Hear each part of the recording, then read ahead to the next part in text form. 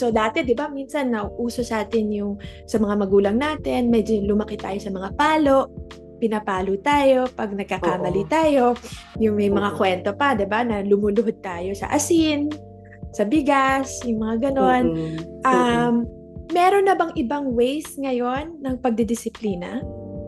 Oo. Doc Anne, salamat at na-bring up mo yan. Ano? Isa yan kasi sa mga practices na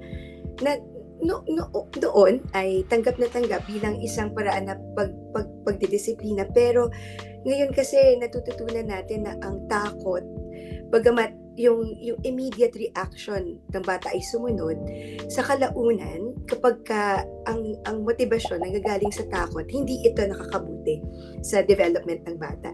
Napupunta sa fight, flight, freeze mode ang nervous system. So, ibig sabihin, hindi siya nakaka-respond in an optimal way kung nanggagaling sa takot. So, hindi natututo yung bata mag-self-regulate kung hindi umaasa lang sa external na pagpapagalit, pananakot upang sumunod. At hindi yun yung gusto natin kasi gusto natin matuto ang bata mag-self-regulate, which is yun yung epektibong disiplina. So actually, imbes na makatulong, di ba, at matuto ang mga bata, mas lalo nagiging pasaway. Minsan, ito yung fight response. Nagiging pasaway. Nagiging rebelde na kasi parang natutong lumaban.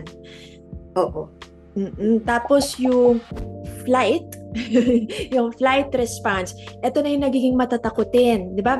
Masyado na sigurong mahiyain, kabado, hindi makapagdesisyon. Siguro, ito yung mga takot pumasok, takot makihalubilo sa mga tao. At nawawalan ng kumpiyansa sa sarili.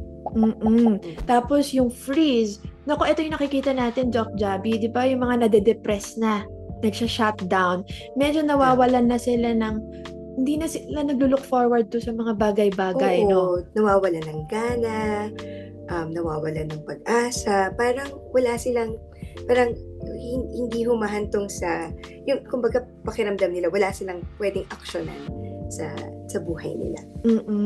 Siguro ito yung talagang importanteng, maintindihan ng mga tao. Kasi, yun nga, ang iniisip lang nila, kailangan mapakitang mali. Diba? Kailangan pakita na hindi tama, so paparusahan. Yun naman yun eh. Actually, yun na nga, diba? Pareho ba ang parusa sa discipline?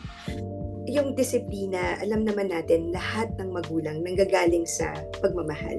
At hindi natin gustong parusahan ng mga anak natin para lang mapahirapan ang buhay nila, para parusahan sila, kundi para matuto.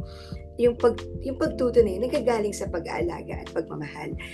Ang sinasabi namin sa libro, 3 kataga ang mahalaga sa pagdidisiplina para hindi basta-basta parusa. Kung hindi disiplina nanggagaling sa pagmamahal. Regulate, relate, reason, no? At so tulungan natin yung bata mag-regulate kasi yung mga damdamin ng mga bata kapag hindi pa sila masyadong praktisado sa pagmamanage ng emotions, kailangan natin silang tulungan. Yun yung regulate. Relate naman yung dapat maramdaman ng mga anak natin, ng mga bata na kung ano yung ginagawa natin, nanggagaling dun sa pagnanasa nating mapabuti sila, yung pagmamahal. At reason, matutunan nilang makita yung kung saan nanggagaling ang kanilang emosyon at maintindihan ang wastong paraan ng pagkilos o pagdedesisyon.